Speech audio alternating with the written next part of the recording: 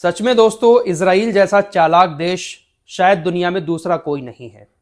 Israel सारे काम कर भी लेता है और अपने आप को बचा भी लेता है। हमास के नाम पर एक बार फिर से गाजा में खतरनाक हमले किए और फिर से वही तर्क दिया है जो पिछले 2-2.5 साल से इजराइल दे रहा है। क्या है वहां से ताजा खबर, वो भी आपको बताऊंगा, लेकिन सबसे पहले आपको ईरान और अमेरिका के बीच जो बातचीत होने वाली है उसको लेकर लेटेस्ट अपडेट क्या आ रहा है वो दे देता हूं। इजराइल यहां पर भी पूरी कोशिश कर रहा है कि कैसे भी करके ईरान और अमेरिका के बीच कोई बातचीत ना हो पाए। तमाम कोशिशें की जा रही हैं इजराइल की तरफ से, लेकिन दोस्तों खबर आ रही है कि कल 10 बजे ओमान की राजधानी मस्कट में ईरान और अमेरिका के अधिकारियों के बीच बातचीत होगी। सुबह खबर आई थी कि ईरान अमेरिका की शर्तें नहीं मान रहा है, जिसके चलते हुए बातचीत अब नहीं होगी।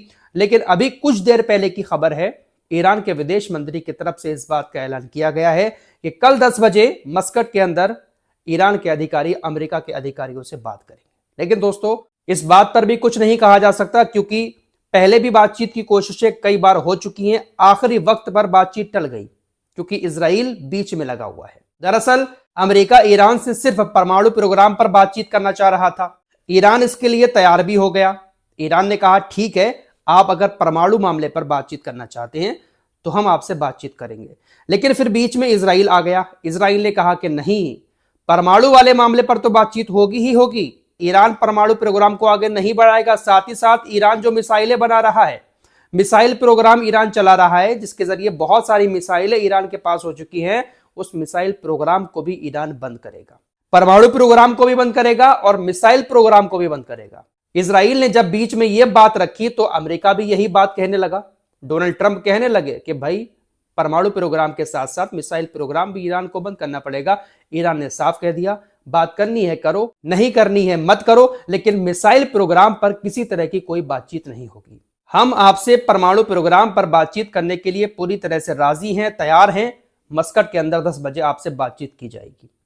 अब इस मामले पर राजी तो हुआ है अभी अमेरिका, लेकिन रात बीच में पड़ी है। कहीं रातों रात इजराइल फिर से कुछ नया पैंतरा चल दे और बातचीत एक बार फिर से नाकाम हो जाए। फिलहाल ईरान ने साफ कह दिया है कि सिर्फ परमाणु मामले पर ही बातचीत होगी। इसके अलावा हम कितनी मिसाइलें बना रहे हैं, कौन कौन से हथियार बना रहे हैं, आपको हम इस बारे में कोई जानकारी नहीं दे सकते। दोस्तों आपको याद होगा कि पिछले साल भी परमाणु मामले पर ईरान और अमेरिका के बीच बातचीत हुई थी। जो 12 दिन की जंग हुई थी इजराइल और ईरान के बीच, उस जंग के बीच अमेरिका और ईरान के बीच परमाणु मामले पर बातचीत हुई थी।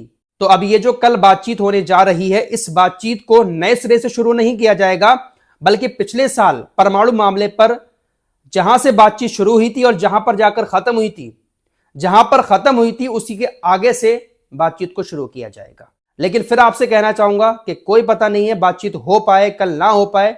हालांकि कंफर्म किया है अभी कुछ देर पहले ईरान के विदेश मंत्री ने, लेकिन इजराइल का कुछ नहीं पता बीच में आके कौन सा पंगा खड़ा कर दे कि अमेरिका फिर बातचीत से पीछे हट जाए।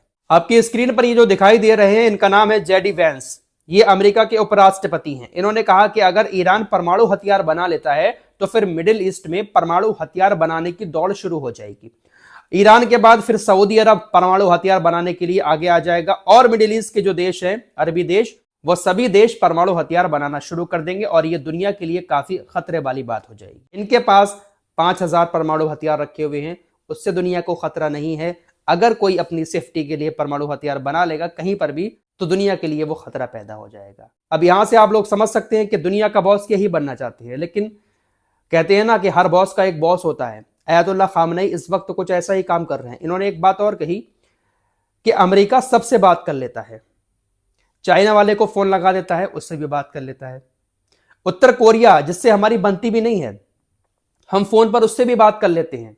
रूस के राष्ट्रपति का अगर कॉल आ जाए तो डोनाल्ड ट्रंप फोन उठाकर बातचीत कर लेते हैं। लेकिन सिर्फ इकलौता एक अयातुल्लाह खामनेई ऐसा शख्स है जो हमसे बात नहीं करना चाहता। हम सबसे बात कर लेते हैं, जो हमारे दुश्मन देश हैं, हमारे दोस्त भी नहीं, हम उनसे भी बात कर लेते हैं, लेकिन अयातुल्लाह खामनेई से बात नहीं कर पाते क्योंकि वो बात ही नहीं करना चाहता। हर बॉस का एक बॉस होता है। ये बूढ़ा आदमी इस वक्त कुछ ऐसा ही काम कर रहा है। दोस्तों भले ही ईरान और अमेरिका के बीच कल बातचीत हो जाए, वैसे उम्मीद नहीं है कि पूरी तरह से बातचीत हो पाएगी। अगर हो भी जाती है फिर भी फाइनल डिसीजन नहीं निकलेगा, क्योंकि इजराइल नहीं चाहता है कि किसी भी तरह का कोई भी समझौता ईरान के साथ हो। इजराइल यही चाहता है कि कैसे भी करके ईरान पर हमले हों।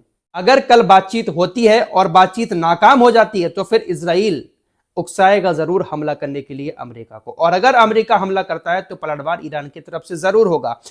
इजरायली चैनल 12 की तरफ से यह खबर बताई गई है कि सऊदी अरब ने स्टेटमेंट दिया है कि अगर आप पलटवार करोगे, ईरान से कहा कि अगर अमेरिका के हमले के बाद आप पलटवार करोगे हमारे देश में जो सैन्य अड्डा बना हुआ है अमेरिका का, तो हम किसी तरह का कोई भी बचाव नहीं करेंगे, हम आपको पलटवार करने देंगे। शर्त यही है कि आपके पलटवार में, आपके हमले में किसी सऊदी अरब के नागरिक की जान नहीं जानी चाहिए। यह दावा इजरायली चैनल 12 की तरफ से किया गया है।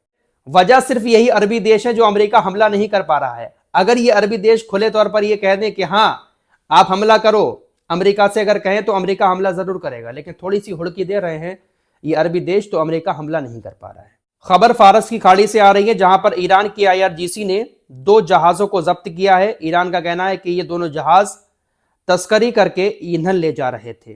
15 क्रू विदेशी मेंबर इस पर शामिल थे, सबको गिरफ्तार कर लिया है। ईंधन की बात चली है तो थोड़ी सी खबरें आपको ईंधन से जुड़ी, तेल से जुड़ी बता देता हूं। दरअसल चाइना जो है वो अब तक वेनेजुएला से तेल खरीद रहा था, लेकिन वेनेजुएला को अब अमेरिका ने अपने कब्जे में कर लिया है, तो चाइना ने अब वेनेजुएला को छोड़कर ईरान से ज्यादा तेल खरीदना शुरू कर दिया है। अब उसी को रोकने के लिए डोनाल्ड ट्रंप ने चाइना से बात की है, चाइना के राष्ट्रपति से, कि आप ईरान से तेल मत खरीदो। डोनाल्ड ट्रंप चाहते हैं कि ना तो ईरान से तेल खरीदा जाए और ना ही रूस से तेल खरीदा जाए, वेनेजुएला से तेल खरीदा जाए जो इस वक्त अमेरिका के कब्जे में है। फिलहाल देखते हैं कि अमेरिका ईरान के बीच कल बातचीत हो पाती है, और बातचीत अगर होती है तो उसमें रिजल्ट कैसा निकलता है। फिलहाल चांसेस बहुत कम है पॉजिटिव रिजल्ट आने के। गाजा की तरफ चलते हैं। गाजा में लगातार अब इजरायली सेना हमले कर रही है। सीज फायर लागू है लेकिन फिर भी इजरायली सेना गाजा में हमले कर रही है, जिसमें लोगों की जान भी जा रही है। 4 फरवरी 2026 को गाजा सिटी में इजरायली सेना ने शाती शरणार्थी शिविर पर हमला किया था, जिसमें कुछ लोगों की मौत हुई।